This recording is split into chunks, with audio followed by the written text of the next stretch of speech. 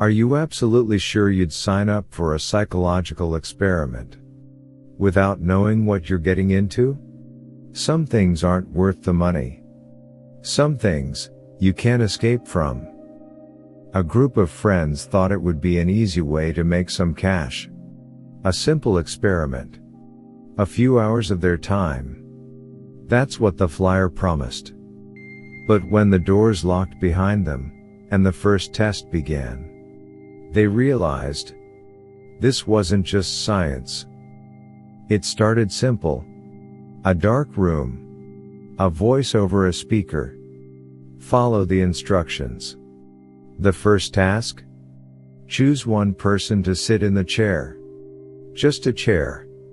Harmless, right? But as soon as one of them sat down, the door disappeared. The walls shifted. And a countdown started. 10. 9.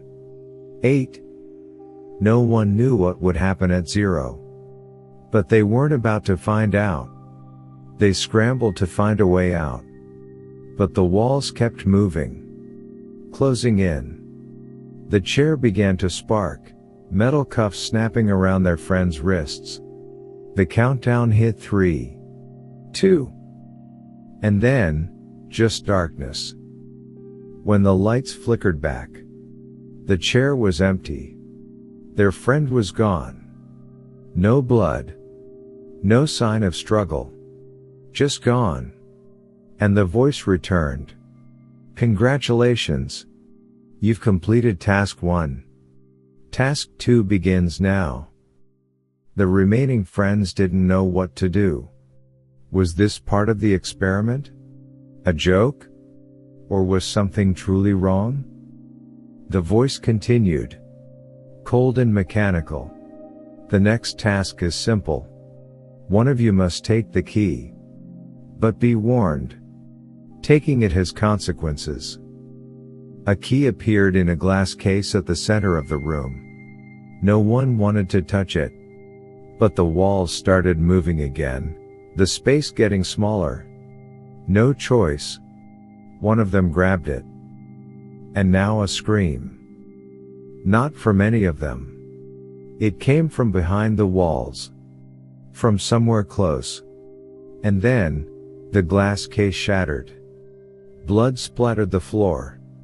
But the key was still there, untouched. They didn't wait. They used the key, unlocking a door that wasn't there before. And on the other side a hallway. Long and empty. Too empty.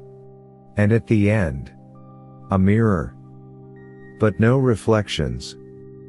They stood in front of it, but the glass showed nothing. Then, some movement. Shapes forming behind the glass. Shadows stretching. Twisting. Stepping forward. And then, the glass cracked. Their own voices echoed back at them. But distorted and twisted. Begging for help, screaming. And then, the shadows stepped out through the mirror. The experiment wasn't about psychology anymore. It was something else. Something worse. And the only way out was to keep playing. They moved through room after room, each test more terrifying than the last. A corridor where the lights never turned on, but something moved in the darkness. A room filled with doors, all leading back to the same place. A voice whispering their secrets, things they never told anyone. Things they never should have known. One by one, they were picked off. Swallowed by the game. Until only one remained. The final test? Prove you exist. The last friend stood alone in a white room. No doors. No windows. Just them. And the voice. Prove you exist. They spoke their name. Nothing happens?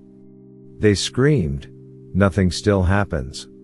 They pounded on the walls. And their hands went straight through. Like they weren't even real. Like they had never been there at all. And then, the room faded. The experiment was over. The next day, the research facility was empty. No records, no staff, no proof it ever existed. And the friends? No one remembered them. No families, no history. It was as if they had never been born. But sometimes, in a quiet room, if you listen closely, you can still hear the voice. Prove you exist. The truth is, this wasn't just an experiment. It was a trap. A labyrinth built to study something more than the mind. It was designed to study fear. To break it apart. To make it real.